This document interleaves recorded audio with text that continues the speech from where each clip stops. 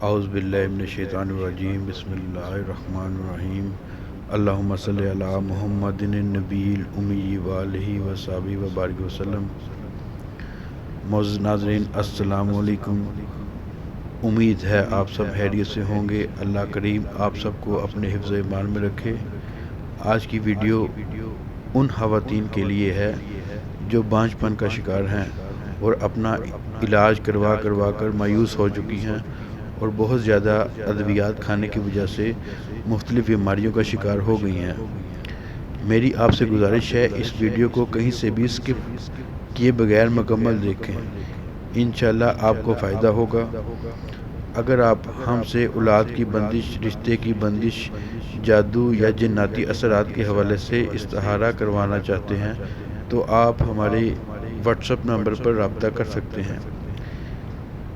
استخارہ کے حوالے سے بتاتا چلوں، جو بھی سائل ہم سے استخارے کے لیے رابطہ کرتے ہیں ہم ان کا استخارہ علم العادات کی روشنی میں کرتے ہیں۔ اگر آپ ہم سے استخارے کے لیے رابطہ کریں تو اپنے سوال کے ساتھ ساتھ اپنا اور اپنی والدہ کا نام بھی ضرور بتایا کریں۔ انشاءاللہ جلد ہی آپ کو آپ کے سوال کا جواب دے دیا جائے گا۔ استخارے کے لیے ہم کسی بھی قسم کا کوئی ہدیہ نہیں لیتے۔ معزز ناظرین، میرا آج کا موضوع بانجھ پن کا علاج ہے۔ بانجھ پن عورت اور مرد دونوں کو ہو سکتا ہے۔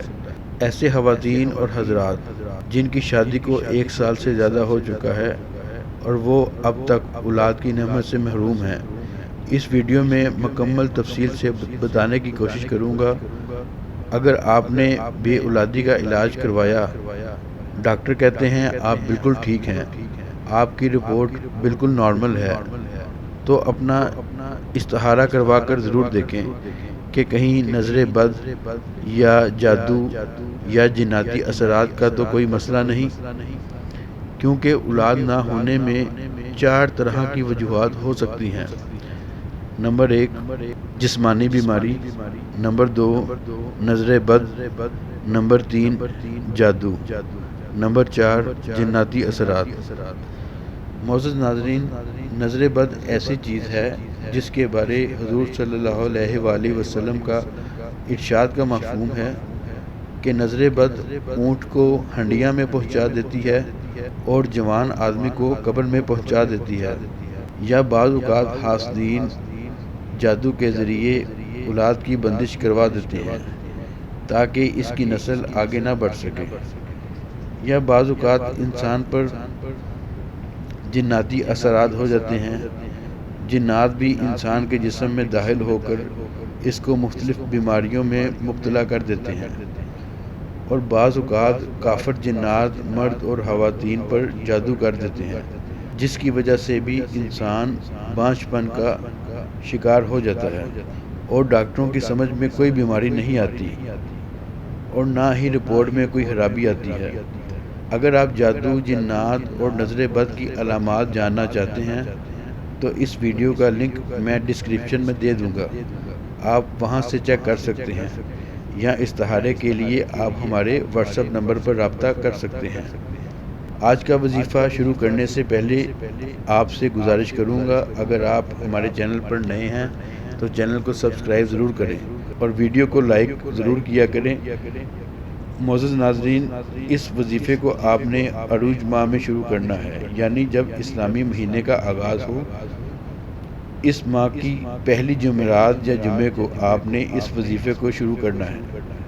اس عمل کے لیے آپ نے تازہ وضو کرنا ہے۔ غسل کر لیں تو بہتر ہے، نہیں تو تازہ وضو کر لیں۔ آپ نے لونگ کے 40 دانہ لینے ہیں۔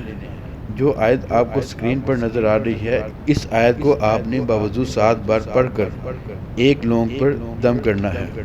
ہر لونگ کے دانے پر الگ الگ 7 بار آیت دم کرنی ہے۔ اس کے بعد ان دانوں کو سنبھال کر رکھ لیں۔ جب آپ حیض سے فارغ ہوں غسل کریں۔ اس کے بعد رات کو کھانے کے بعد ایک لونگ کا دانہ کھا لیں۔ اس کے بعد شوہر سے صحبت کریں۔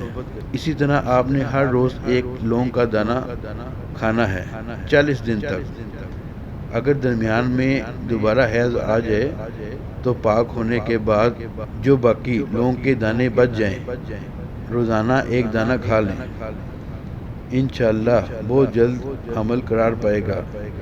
اس وظیفے کو شروع کرنے سے پہلے حسب توفیق کچھ رقم مسجد میں دیں اور 3 غریب افراد کو کھانا کھلائیں، یا اتنی رقم کسی غریب کو صدقہ کر دیں۔ ویڈیو اچھی لگے تو اس کو لائک اور شیئر ضرور کریں۔ انشاءاللہ ایک اور نئی ویڈیو میں آپ سے دوبارہ ملاقات ہوگی، تب تک کے لیے اللہ حافظ۔